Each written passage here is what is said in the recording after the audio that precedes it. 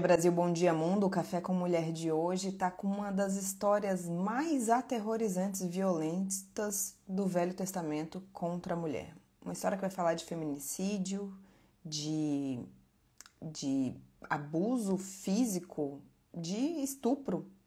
Vamos falar de coisas pesadas. E como que isso tem a ver com os nossos casamentos no dia de hoje? O trecho que eu quero trazer o Café com Mulher de hoje está lá em Juízes 19, 20 e 21. É sobre a concubina que se casou com um levita, ou o levita que tomou uma concubina para ser sua. E sejam bem-vindas, Vanessa, João, Pri, Jarbas, Dirlene, Jefferson. Bom dia. Vanessa, você está na comunidade, Vanessa Preciosa? Estou procurando alguém que esteja na comunidade para enviar o link do nosso Café com Mulher lá na comunidade. Se alguém puder, eu acho que se eu tentar fazer isso, eu vou sair da live. Do meu celular aqui. Vou tentar aqui. Deu certo? Consegui voltar? Acho que voltou, hein? Foi a primeira vez que eu fiz isso. Deve ter travado. Oi, Karina, bom dia! Estamos começando mais um Café com Mulher, onde a gente vai falar sobre dessensibilização do sagrado. Onde a gente vai começar a identificar nos comportamentos de mundo, nos comportamentos dos ímpios, no comportamento imoral, a forma que a gente vai, aos poucos, colocando a nossa vida nos mesmos caminhos. Conforme eu ia lendo essa passagem de Juízes, eu fui ficando apavorada, eu não conhecia esse trecho, eu vou ler algumas partes para vocês e a gente vai desenrolar sobre o quanto... Você quer saber o quanto uma família e uma sociedade está distante de Deus? Quer saber quanto uma sociedade, um povo está distante de Deus? Olha para a estruturação das famílias, olhe para o resultado das famílias. É família que tem altos índices de divórcio, muitos vícios, muitos abandonos, muito caos, muita violência, casamentos desestruturados, famílias disfuncionais. Isso é o que revela e retrata um povo afastado dos caminhos do Senhor. E eu vou ler aqui rapidamente. Começa assim o texto. Juízes 19. Naqueles dias em Israel não tinha um rei. Essa frase é dita em vários momentos durante todo o livro de Juízes. Em vários capítulos essa passagem se repete, essa frase se repete. Naqueles dias em que Israel não tinha um rei, um levita foi morar bem longe. O que era um levita? Era da tribo de Levi, né? Uma das 12 tribos de Israel, que são os filhos de Jacó, que se casou com Rebeca e Lia, que eu contei essa história nas semanas anteriores. Então, Jacó teve 12 filhos, e esses 12 filhos se tornaram 12 tribos, 12 nações. E Levi era um desses filhos, e todos que vieram descendentes de Levi se tornaram levitas. E os levitas trabalhavam com o santuário, então eles eram vistos como alguém mais próximo de Deus, tanto que costumam falar na igreja, né? O levita.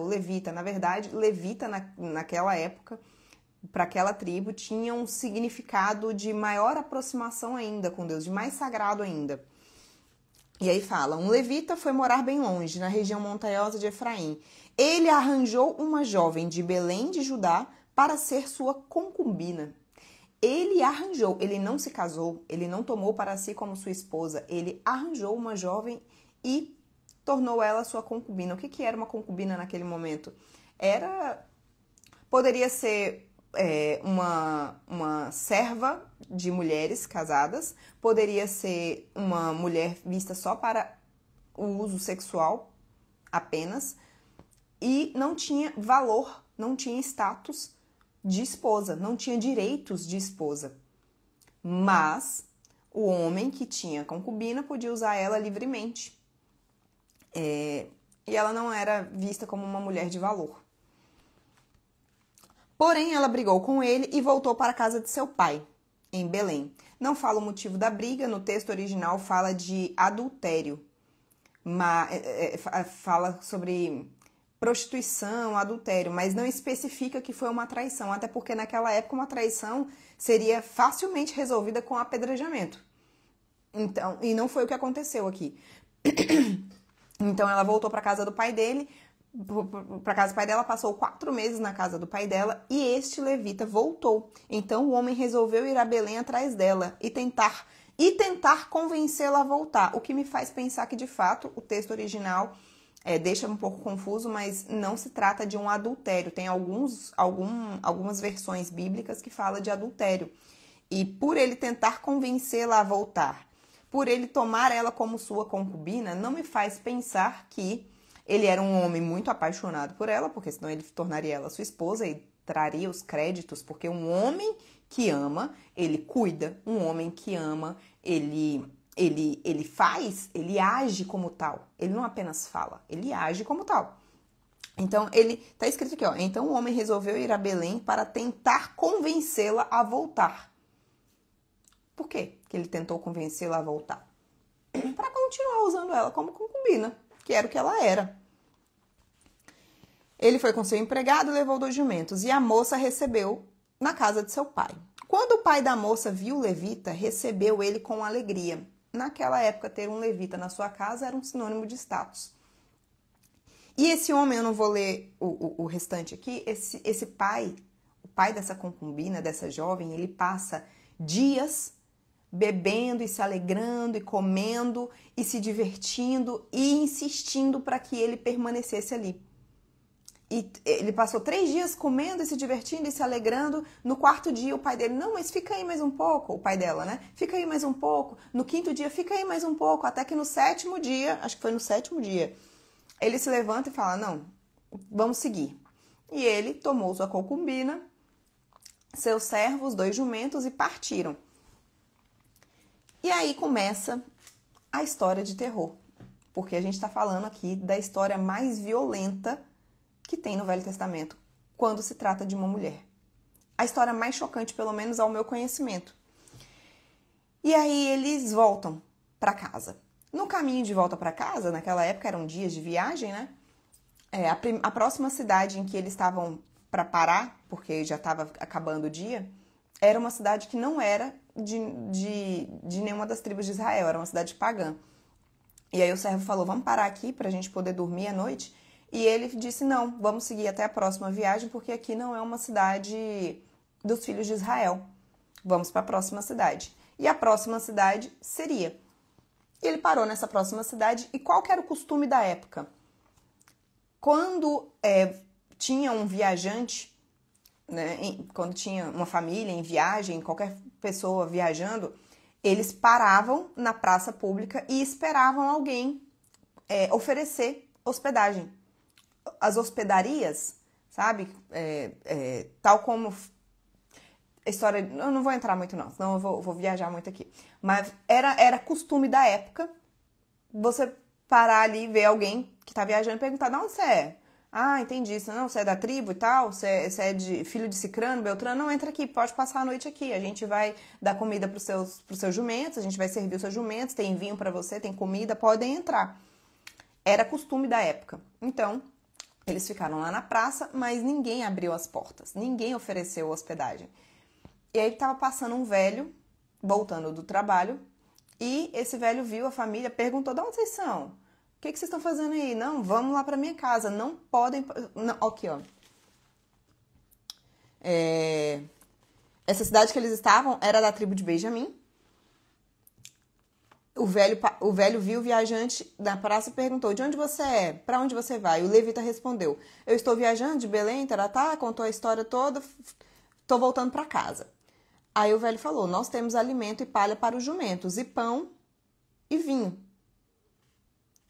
Ah, não, o velho não, o levita falou, nós temos alimento e palha para os jumentos, pão e vinho para mim, para a minha concubina e para o meu empregado. Temos tudo o que precisamos, ou seja, você não vai ter nenhum trabalho conosco, se você decidir nos dar hospedagem.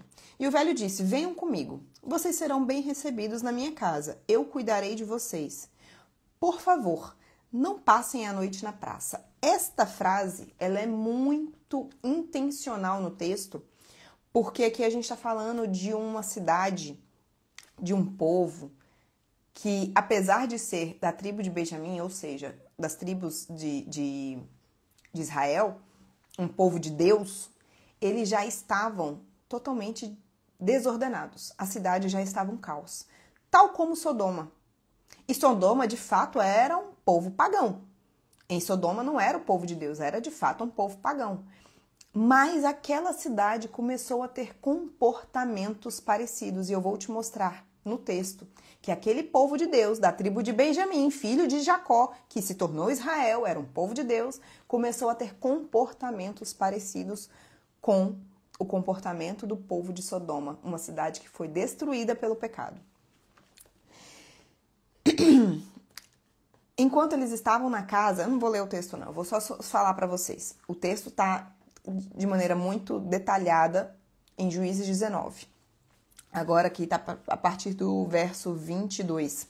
Enquanto eles conversavam alegremente, e jantavam e tudo, lavaram seus pés, estavam lá hospedados, chegaram homens imorais. Olha só, chegaram homens imorais daquela cidade, cercaram a casa, bateram na porta e disseram ao velho, traga para fora esse homem que está na sua casa, nós queremos ter relações com eles.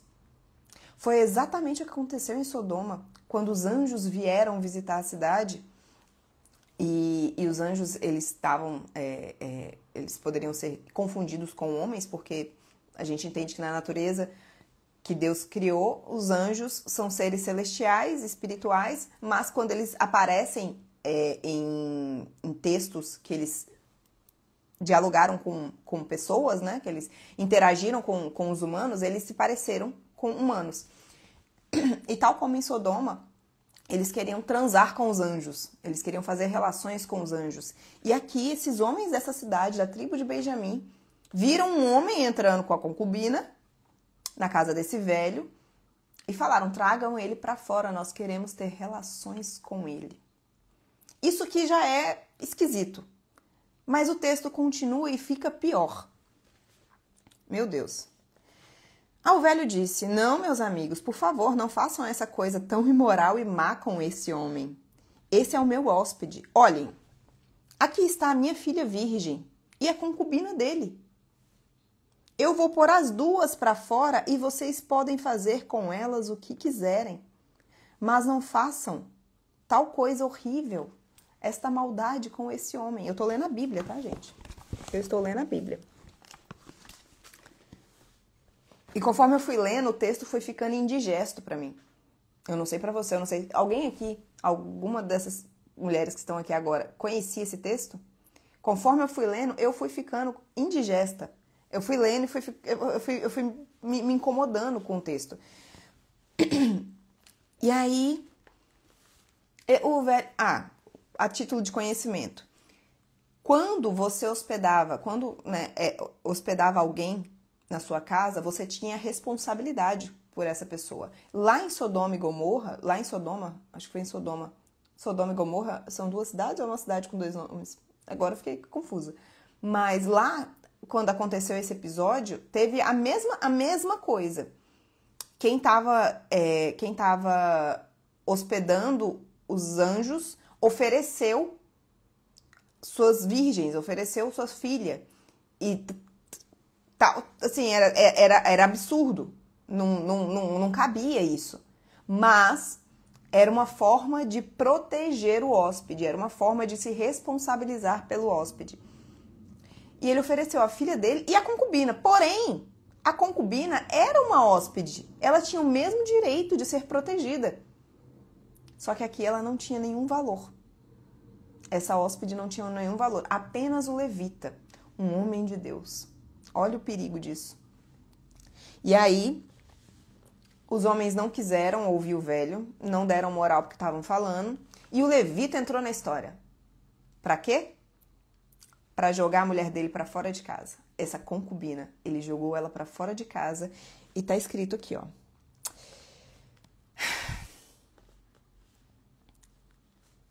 Então o levita pegou a sua concubina, a pôs pra fora e entregou a eles. E eles a forçaram e abusaram dela a noite toda e só deixaram ela pela manhã.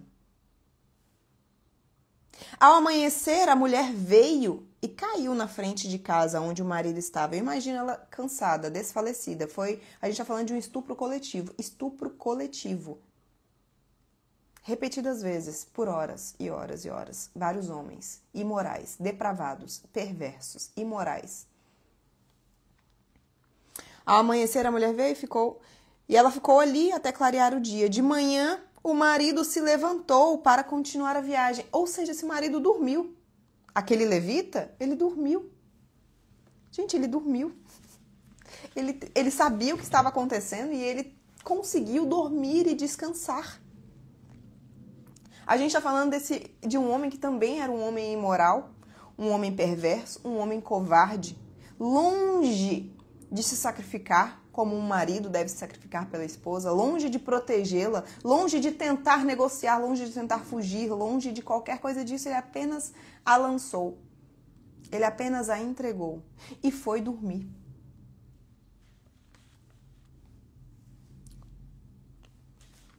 O que se espera de um homem de Deus? O que se espera de um homem de Deus quando se trata da proteção da sua mulher? Não é nada disso. Ou seja, o povo de Deus, nós hoje, tal como naquela época, naquele tempo, o povo de Deus continua agindo como os ímpios, como os pagãos. Os mesmos comportamentos malucos e absurdos e de forma que não são aceitáveis. São abomináveis. Mas era um homem de Deus. Qual o nome desse homem? Qual o nome dessa mulher? Qual o nome daquele velho? Qual o nome do pai dela? Não se sabe. Agora eu quero trazer uma possibilidade de o porquê que não se foi dito o nome de nenhum deles. No capítulo seguinte, no capítulo 20, versículo 11, depois que acontece toda uma tragédia, que eu ainda vou entrar nela, tá escrito aqui, ó. Então todo o povo de Israel se reuniu como se fosse uma só pessoa para atacar essa cidade que fez tal coisa, né? Essa cidade chamada Gibeá. O povo se reuniu para atacar essa cidade. Então todo o povo de Israel se reuniu como uma só pessoa, tá escrito, como uma só pessoa para atacar a cidade de Gibeá, que era da tribo de Benjamim, estava escrito aqui, ó, que era o povo dali era da tribo de Benjamim. Ou seja, eles começaram a se atacar. Como um só povo. Isso me faz pensar que aquele levita, ele era só mais um levita que se comportava daquele jeito. Aquela concubina era só mais uma concubina que não tinha valor nenhum para ser tratada daquele jeito. Não era uma coisa aleatória, não era um fato único.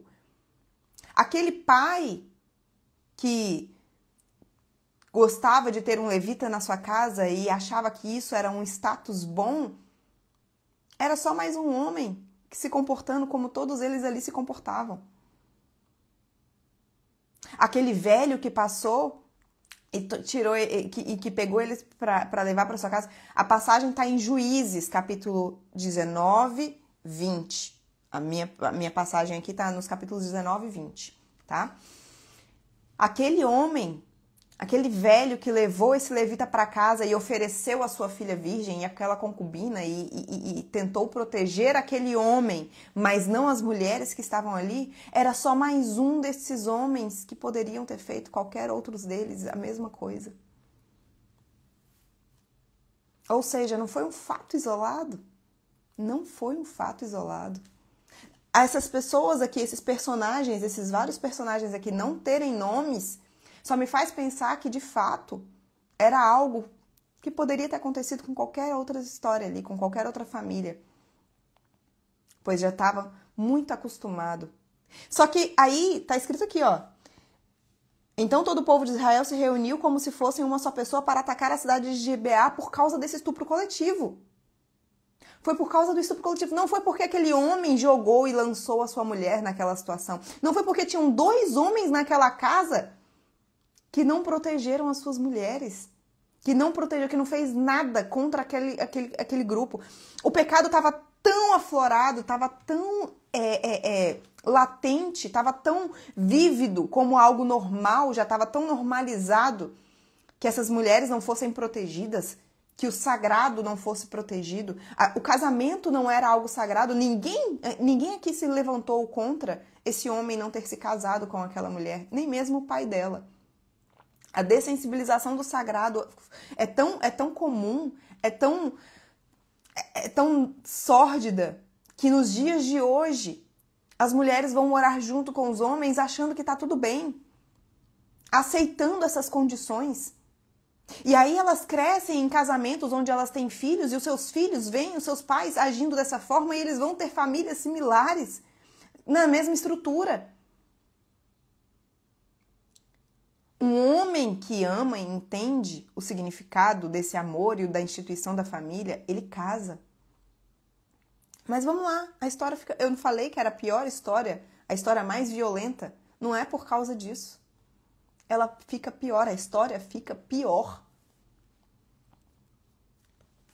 Ao amanhecer, a mulher caiu na frente de casa e ficou ali até clarear o dia. De manhã, o marido se levantou para continuar a viagem. Quando abriu a porta, achou a sua concubina caída na frente da casa, com as mãos na soleira da porta. E ali ele disse: levante-se, vamos embora. A gente está falando de um homem que não teve um pingo de piedade, de empatia, de acolhimento ao sofrimento que aquela mulher tinha passado a noite inteira. Porém, ela não respondeu nada. Ele pegou o corpo dela, colocou em cima do jumento e seguiu a viagem para casa.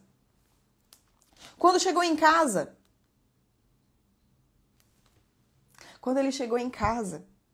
ele pegou um cutelo e cortou o corpo da sua concubina em 12 partes. Depois ele mandou um pedaço para cada uma das tribos de Israel. E todos os que viram isso falaram: nunca vimos uma coisa assim, nunca houve uma coisa igual a essa. Desde o tempo em que os israelitas saíram do Egito, pensem, o que vamos fazer agora? Essa mulher devia ter sido tão... Ela deve ter sido tão violentada fisicamente, emocionalmente, tudo naquela noite, por aqueles homens depravados e imorais, que ao desfalecer na frente da casa ali, ela precisava de repouso, ela precisava de cuidado, ela precisava de acolhimento. E ela não recebeu nada disso, ela foi colocada por cima de um jumento, como se não valesse nada. O corpo dela não valia nada. O corpo dela não valia nada. Ela não tinha um marido para protegê-la, ela não tinha um pai para protegê-la. Ela não teve ninguém que protegesse ela. E aí ela seguiu. Imagina um jumento por mais um dia de viagem, 2 dias, talvez, não sei. Vamos colocar um dia de viagem até chegar na próxima cidade, a cidade dele. Como não falou que ele parou em mais nenhum lugar antes de chegar em casa, então a gente pensa que foi mais um dia de viagem. Se ela ainda tinha algum sopro algum fôlego de vida, ela emocionalmente, eu acho que ela morreu primeiro do que fisicamente. Sabe quando você tá a ponto de morrer? Eu não sei se alguém aqui já teve nessa situação de sentir que não tinha mais por que viver. E se não fosse uma pessoa ir lá e te mostrar que a sua vida tem valor, talvez você tivesse morrido.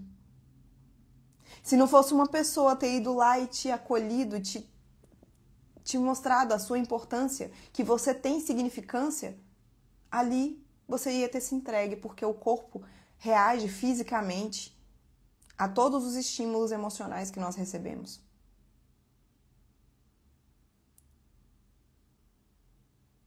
Essa passagem não é a mesma passagem. Não é a mesma passagem. Eu não falei que era a mesma passagem. Eu falei que o comportamento foi o mesmo que tiveram em Sodoma e Gomorra, tá? Foi o mesmo comportamento, sendo que nesta cidade de Sodoma e Gomorra eram pagãos. E o comportamento de uma cidade da tribo de Benjamim, que era um povo de Deus, o povo de Israel, foi o mesmo comportamento. O mesmo comportamento. E aí aquela mulher que já não se via mais com nenhum valor, a única hora que essa mulher aparece falando alguma coisa, que não fala, em nenhum momento ela fala nenhuma coisa, a única coisa que aparece, ela querendo fazer, é ela voltando para casa do pai dela, saindo daquele homem, saindo daquela vida de concubina, tentando fugir disso. E aí quando fala que ele voltou lá na casa do pai dela para tentar convencê-la a voltar, não disse se ela voltou junto com ele feliz, de bom grado, querendo, não fala. Não fala se ela estava bem ou se ela estava contrariada, mas que o pai dela colocou ela para ir de qualquer jeito. Porque afinal de contas ela era casada com um levita, um homem de Deus. E aí ele esquartejou o corpo dessa mulher. Provavelmente durante a viagem ela morreu. E quando ele chegou em casa, como não fala que houve um assassinato, eu não posso imaginar que ele a matou. Não fisicamente daquele jeito. Mas que ele contribuiu para a morte dela, isso é um fato. Ele a entregou e ele esquartejou o corpo dela e entregou. E aí, quando ele esquartejou, ele foi ter com os juízes, porque apesar daquele tempo não ter um rei, tinham os juízes que decidiam as coisas na época, ele se explicou, ele falou, olha, eu estava voltando de viagem, e é um diálogo mais fajuto aqui. Ele fala o seguinte para os juízes, eu estava voltando de viagem com a minha concubina, a gente parou naquela cidade, e eles tentaram me pegar lá, e pegaram a minha concubina e violentaram ela pela noite inteira. Como se ele não tivesse nada a ver com isso. Essa foi a forma que ele falou. E talvez ele até visse assim. E ninguém questionou. E houve uma guerra depois disso, entre as tribos, por causa deste acontecimento. O povo se reuniu como uma só pessoa para atacar a cidade, e eles se degladiaram, e eles se perderam, e eles entraram numa guerra, e foi ficando cada vez pior, e eu não vou entrar no final. Mas eu quero te levar ao último versículo do último capítulo de Juízes. Versículo 25 do capítulo 21. Naquele tempo não havia rei em Israel, e cada um fazia o que bem queria. É aonde eu quero entrar com você nos dias de hoje. Porque desde Adão e Eva, e aí a gente vai para Noé, para o povo do Egito, e todos esses povos de Deus que receberam promessas, que receberam créditos, que receberam milagres, que vivenciaram milagres, esses povos erram e pecam contra Deus desde então. E pecam muito, não pecam pouco. Pecam muito, pecam feio, pecam rude. O livro de Juízes mesmo tem o estudo de Débora. O estudo de Débora que eu fiz, e lá fala também, quando a gente vai falar sobre o estudo de Débora, é no livro de Juízes, e começa o capítulo, ou um capítulo anterior, falando a mesma coisa. Naquele tempo, o povo não tinha rei e fazia o que bem entendia. E nos dias de hoje? Nos dias de hoje, a gente trata o casamento como o quê? Não tá bom, separa. Qual que é a diferença entre uma pessoa do mundo e uma pessoa de Deus quando se trata o casamento dessa forma? Nenhuma. Porque ele não me faz feliz. Porque ele não se importa comigo. Quanto mais distante de Deus, mais distante eu estou do meu cônjuge. Quanto mais eu estou distante de Deus, mais eu olho para aquele ser humano como um objeto, como alguém que tem que me servir, como alguém que está me afrontando, mas ele não tem as feridas dele, eu não consigo olhar para o outro com a individualidade que o outro tem. Quanto mais distante de Deus, mais distante de mim mesma eu estou. E aí eu tenho uma comunidade com mais de 300 mulheres que estão ali trazendo seus relatos diariamente e eu observo o quanto falta maturidade. Maturidade emocional, maturidade espiritual, porque muitas delas estão ali só querendo sugar. Eu quero, meu marido tem que fazer isso, meu marido tem que fazer aquilo. Ah, eu tô tentando, eu tenho tentado ser melhor, eu tenho tentado fazer mais, eu tenho tentado, mas ele não faz a parte dele. Ele não tá. E aí eu não tô falando de maridos violentos, não, tá?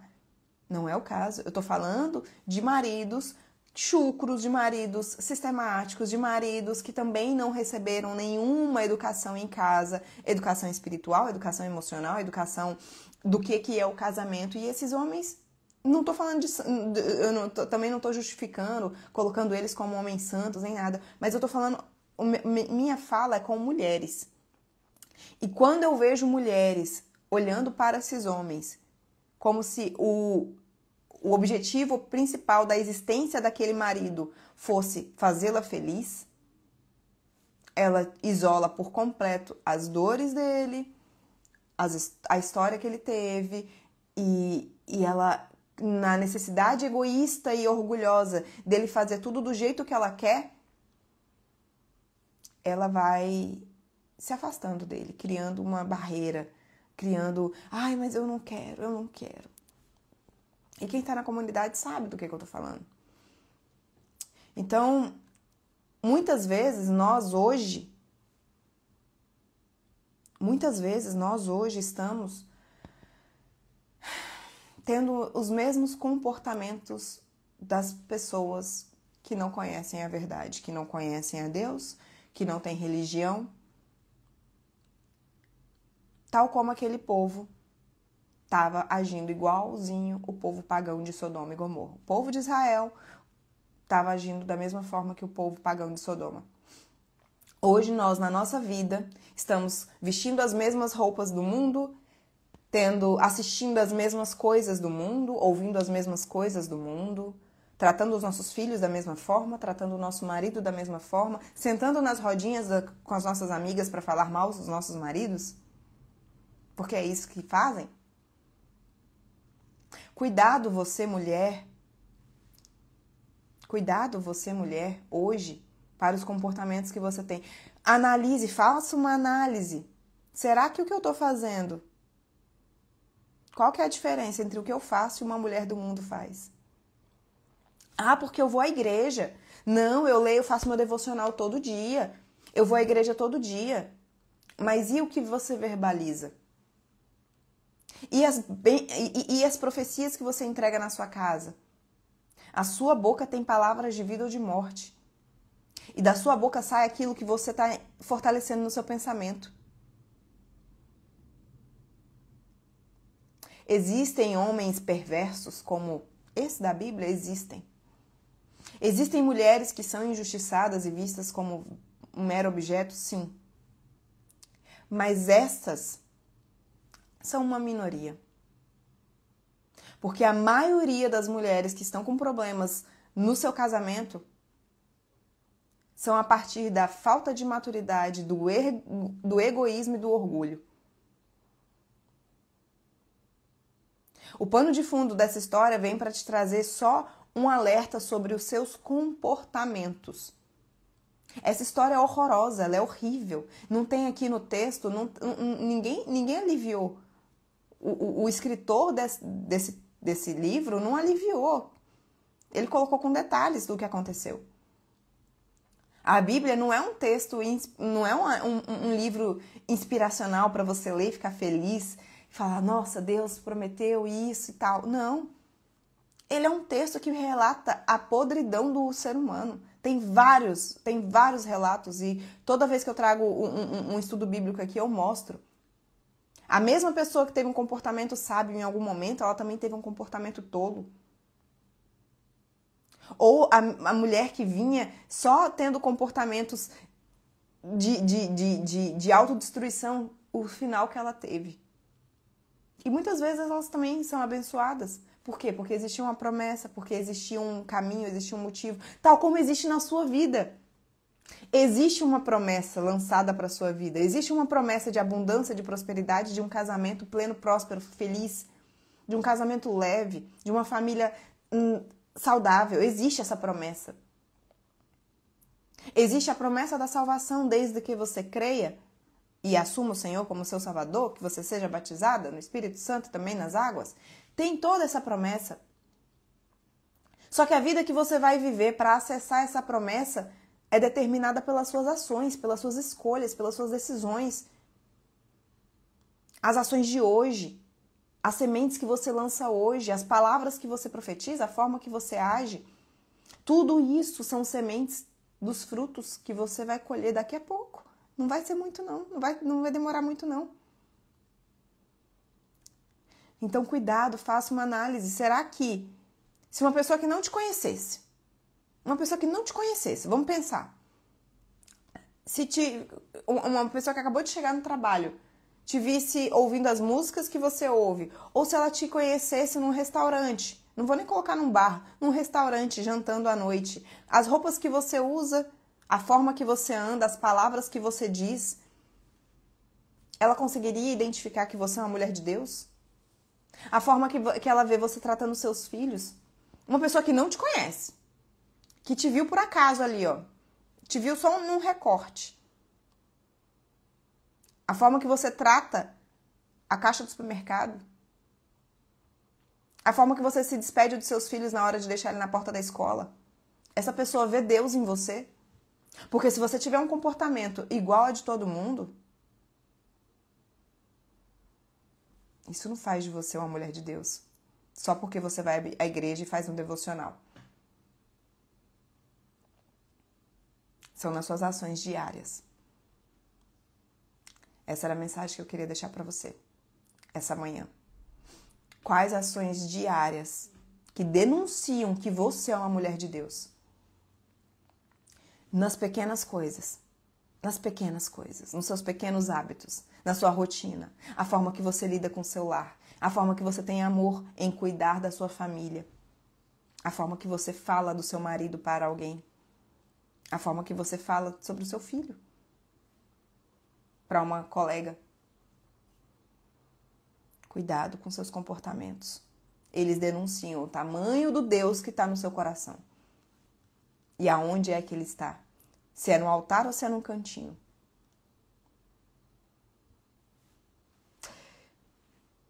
Karina, Luziane, Keren, Vânia, Rose. Muito forte. Será que pareço com uma mulher de Deus? Será? Eu me faço essa pergunta todos os dias. E olha, tem dia que eu falo, misericórdia, meu Deus, me leva. Porque eu não tô valendo nada, não. Se eu não estiver muito atenta e vigilante, minha natureza é uma natureza muito pecaminosa. É muito pecaminosa mesmo. Então eu tenho que estar todo dia com atenção redobrada, porque no dia que minha atenção não está muito, muito redobrada, opa, eu vacilo e caio. Tá bom? Foi edificante para você essa palavra? Eu entrei aqui, comecei a falar, não consegui mandar o link para os grupos que eu gosto de mandar. Foi esse o Café com Mulher, segunda-feira. Na segunda-feira que vem eu estou aqui com uma outra história. Que estejamos sempre vigilantes. É vigiar e orar todo dia sem cessar, sem cessar. E em tudo dai graça. Em tudo, em tudo. Não é só no dia bom, não é só no dia de sol, não é só quando você está feliz. É em tudo, inclusive por esse deserto que você está passando. Inclusive nesse deserto que você está passando. As meninas que ainda não fazem parte da comunidade, eu faço esse convite para você. A comunidade Lapidando Mulheres é uma bênção, é um lugar que tira a trave dos seus olhos, que te dá um despertar sobre a mulher que você tem sido dentro do seu lar. E você começa a observar que talvez você não esteja sendo tão boazinha assim, que talvez você tenha muito o que melhorar antes de cobrar desse homem que você diz que não é bom para você o suficiente. Até no deserto tem Deus. Em tudo devemos agradecer. Cada situação é uma nova lição. Cada deserto, eu te oriento, eu te recomendo a enxergar cada deserto como uma oportunidade de amadurecimento, de fortalecimento espiritual. Porque Deus não te manda para o deserto para te punir, Ele te manda para o deserto para forjar o seu caráter, para moldar o seu caráter. É para você, tudo aquilo que você pede para que o outro mude, tudo aquilo que você acha que o problema é do outro, na verdade, Deus quer forjar o seu caráter. Você ainda tem muita coisa a ser moldada. E por tudo aquilo que você ora que ainda não te aconteceu, que tem a ver com outras coisas, com outras pessoas, creia. Entenda que se ainda não aconteceu é porque você ainda não está pronta para viver aquilo que você tanto pede. Então, para de resistir ao processo, se entregue a ele e fale, Deus, o que eu ainda não entendi, o que eu ainda não aprendi, o que eu tenho que mudar nessa estação da minha vida para eu poder alcançar a nova fase, para eu sair desse deserto. Tá bom? Vânia, sua primeira vez aqui, seja bem-vinda. Estamos aqui toda segunda-feira com uma palavra de alguma mulher da Bíblia para trazer pra gente um renovo espiritual e prático, para que a gente saiba em ações o que fazer a partir dessa palavra. E eu vou ficando por aqui. As mulheres que não fazem parte da comunidade, deixo esse convite, entrem na comunidade. É um investimento que vale a pena. É um valorzinho, é um precinho muito pequeno conforme o tamanho do valor que ali é entregue semanalmente. Quase que diariamente, mas eu prometo semanalmente uma pílula que vai edificar a sua vida, que um estudo de caso que vai aumentar o seu repertório e que você vai se sentir que cresceu, que amadureceu a partir do que você recebeu ali. Esse é o meu comprometimento com a comunidade, tá bom? E eu vou sair agora. Um beijo, fiquem com Deus e a gente continua. Se alguém quiser comentar alguma coisa lá na comunidade, vamos comentar. Quem chegou depois, eu vou deixar salvo agora. Assista do início porque vai valer a pena. Recebi muitas respostas nessa palavra. Amém. Amém, Luziane. Amém. Entenda que eu apareci aqui e que eu entreguei essa mensagem para você porque foi um cuidado do próprio Deus com a sua vida. Tá bom? Fiquem em paz, fiquem com Deus e tenhamos uma incrível semana, porque nós vamos fazer dessa semana uma semana incrível. Nós somos agente protagonista da nossa vida.